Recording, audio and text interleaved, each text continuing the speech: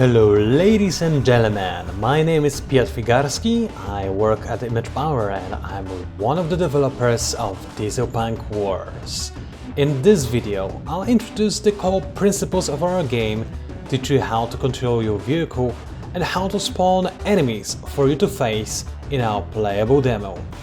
Please be mindful that this game is still in development. There's a lot of work still ahead of us and nothing you see here is final. If you want to help us with the development of this title, please consider backing us on a Kickstarter or telling your friends about it. In Dieselpunk Wars, you're likely to spend most of your time on the ground. You can accelerate or turn your vehicle by pressing the W, A, S and D buttons. You can move your camera by moving your mouse. You can zoom in by holding the right mouse button, and you can fire your currently active weapons by clicking the left mouse button. Additionally, you can also activate an afterburner or simply overboost your engines by holding the shift button, but you need to be mindful as this will fill up your heat gauge at the left side of the screen. If your gauge becomes maxed out, you will no longer be able to boost, and if you keep holding the boost button, you will eventually cause your engines to catch on fire, which I recommend you do not ever let happen. If at any point your vehicle accidentally flips and is unable to get back up, you can simply press the asterisk button to get it back on its wheels again.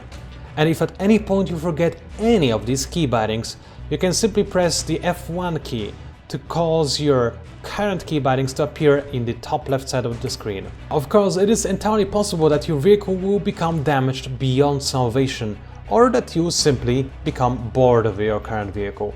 In that case, you can enter the build mode by pressing enter, and in this mode you can make any modifications to your vehicle you desire. Alternatively, if your vehicle is simply damaged and you want it to be restored to its original settings, you can press the repair button at the top of the screen to fix any damage that your ship or vehicle or tank has sustained. Finally, you have the option to load a previously saved vehicle, which is exactly what we're going to do in this case, because there will be an entirely different video tutorial dedicated solely to vehicle construction.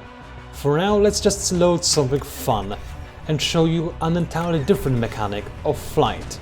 As you can see, this vehicle has quite a few balloons at the top, doesn't it? It can not only ride on the ground, but it can also cause it to fly. In order to do so, you need to set its desired altitude, which is visible on the left side of the screen. Simply hold the space button to set its desired altitude at maximum, which will cause it to fly up as high as it possibly can. You can lower the desired altitude by holding the control button, which will cause your vehicle to attempt to reach that altitude as well. Now that you understand the controls of Dieselpunk Wars, we can briefly talk about the gameplay. The demo for Dieselpunk Wars is in creative mode, and it gives you complete freedom in designing your own encounters and doesn't impose any limits on vehicle construction. If you want to test your mettle in combat, there are 4 different ways to do so. The fastest is to press F2, which will spawn a random enemy at a nearby location. There is a brief delay when enemies are being spawned, so don't button mash as it will not do anything for you. Another way to cause enemies to appear is to reach one of the spawn markers, like the one we are nearing right now. They are color-coded for your convenience, and entering any one of them will cause a wave of enemies to spawn. Yellow spawn markers are the easiest, but don't expect an entirely easy challenge. Enemies that are spawned by yellow spawn markers are flawed by design, but they can still be dangerous if your design is not up to snuff.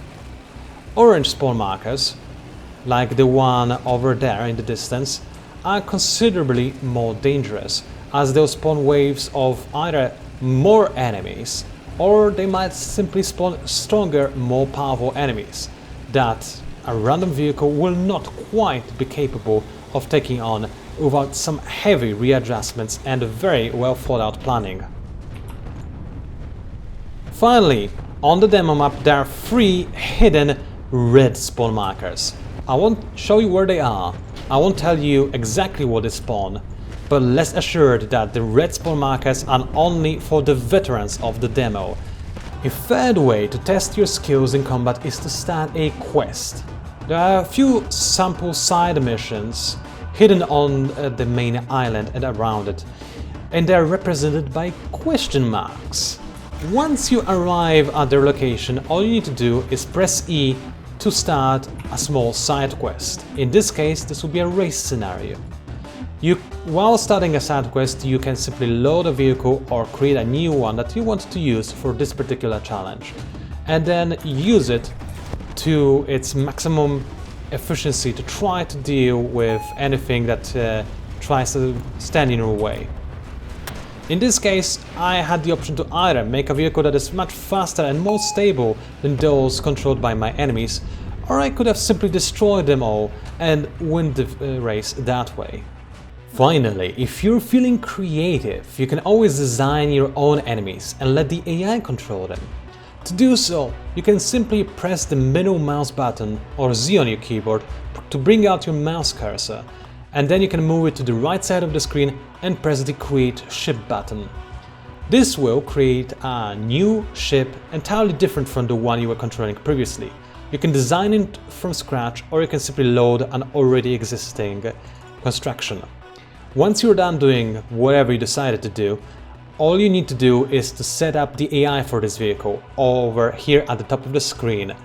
The red and blue team fight against the player and each other, but vehicles from blue team, for instance, will cooperate with other vehicles from blue team. Whereas pirates, well, they're a bit more chaotic and they'll fight against all enemies, including other pirates. Once you're done setting the AI of your vehicle, and make sure to designate it as ground, airship, ship or submarine vehicle, you can then click on your original vessel to retake control of it, and then you simply need to press Enter to exit the build mode and have fun blowing up whatever you just created. This allows you to have nearly unlimited control in setting up your own encounters and creating various crazy dastardly scenarios to test out your prowess as an engineer and prove that no AI can match your skills. You are now ready to face new challenges in Dieselpunk Wars. Please read the description below this video to learn more about our game, and also visit our Kickstarter campaign for additional information.